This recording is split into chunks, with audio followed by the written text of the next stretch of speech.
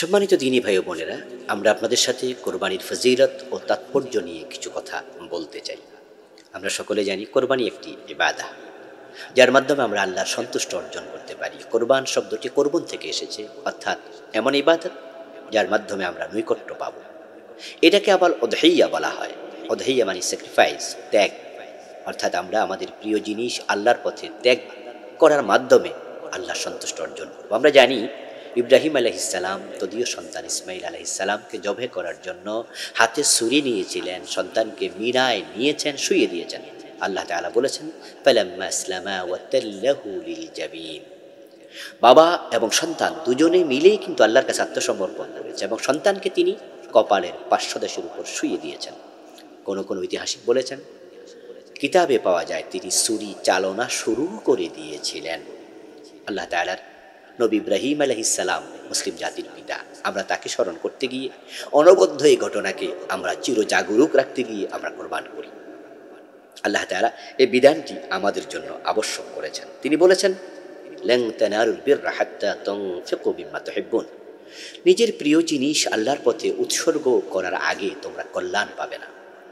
আমরা শুধু আল্লাহর সন্তুষ্টির জন্যই পশু জবে করি।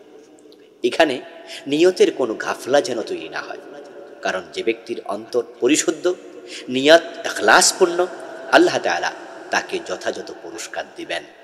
আল্লাহ তাআলা কোরআন মাজিদে বলছেন, লা ইয়ানালাল্লাহু লুহুমুহা ওয়ালা দিমাউহা ওয়ালাকিন ইয়ানালুহুত তাকওয়া মিনকুম। তোমাদের পশুর রক্ত, গোশত আল্লাহ পর্যন্ত পৌঁছবে না, বরং পৌঁছবে আল্লাহর কাছে তোমাদের তাকওয়া। কার অন্তরে কতটা ইখলাস আছে, পরিশুদ্ধ নিয়তের সাথে কে জবে করছে। যে ব্যক্তি পরিশুদ্ধ নিয়তের সাথে কোরবানি করবে, قال النبي صلى الله عليه وسلم ما عمل ابن آدم من عمل يوم النحر أحب إلى الله من إهراق الدم। আল্লাহ তাআলার কাছে নহরের দিন, কোরবানির দিন পশুর রক্ত প্রবাহিত করার চেয়ে উত্তম কোনো আমল নেই। এটা আল্লাহর খুব পছন্দনীয় আমল। ইন্নাহা লাতা'তি ইয়াওমাল কিয়ামা বিকুরুনিহা ওয়া শা'রিহা ওয়া আসলাফিহা।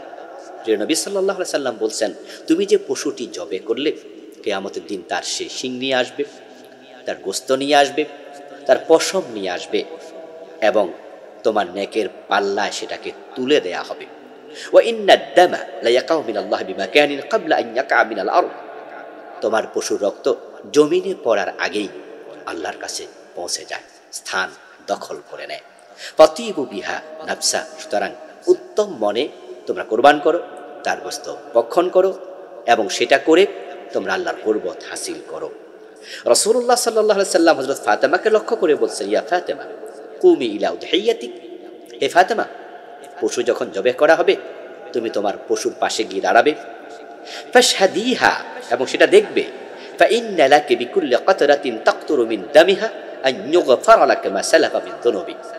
তোমার পশুর রক্ত ফোঁটা ফোঁটা করে যখন জমিনে পড়বে, প্রতিটি ফোঁটার বিনিময়ে আল্লাহ তোমার আমলনামার গুনাহ ক্ষমা করতে শুরু করে দেবেন। রাসূলুল্লাহ সাল্লাল্লাহু আলাইহি ওয়াসাল্লাম নিজ হাতে নিজের পশু তিনি জবে করতেন। হযরত আনাস বলেন, আন্না রাসূলুল্লাহ সাল্লাল্লাহু আলাইহি ওয়াসাল্লাম কানা ইউদাহি বিকাবাশাইন আমলাহাইন আকরানাইন ওয়া ইউসাম্মি ওয়া ইউকাব্বির ওয়া লাকাদ রাআইতুহু ইয়াযবাহু বিয়াদিহি ওয়াদিআন কাদামাহু আলা সাফাহিহিমা। নবীকে আমি দেখেছি তিনি চমৎকার দুটি মেষ জবে করলেন, যেটা ছিল একবারে ভালো শরীরওয়ালা, দেখতে নাদুস নুদুস, শিংওয়ালা। তিনি তাকবীর বললেন, তারপরে তাদের এখানে কাঁধের উপরে পা তুলে প্রিয় নবী সুন্দর করে জবে করলেন। হযরত যায়েদ ইবনে আরকাম রাদিয়াল্লাহু তাআলা আনহু বলছেন, কোন একজন ব্যক্তি প্রিয় নবীকে জিজ্ঞাসা করলেন, ইয়া রাসূলুল্লাহ মা হাযিহিল আদাহি। হুজুর, এই কুরবানি আমরা কেন করব? ক্বালা সুন্নাতু আবিকুম ইব্রাহিম। প্রিয় নবীজি জবাব দিলেন, তোমাদের বাবা জাতির পিতা ইব্রাহিমের সুন্নাহ। ক্বালু মা লানা ফিহা। তিনি আবার প্রশ্ন করলেন, এতে আমাদের লাভ কি? ক্বালা বিকুল্লি শাওরাতিন হাসানা। প্রিয় নবী সাল্লাল্লাহু আলাইহি সাল্লাম তখন বললেন যে প্রতিটা পশমের বিনিময়ে আল্লাহ তোমাদেরকে নেক লিখে দেবেন।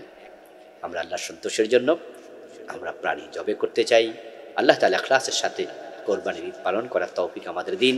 আমিন। আসসালামু আলাইকুম ওয়া রাহমাতুল্লাহ।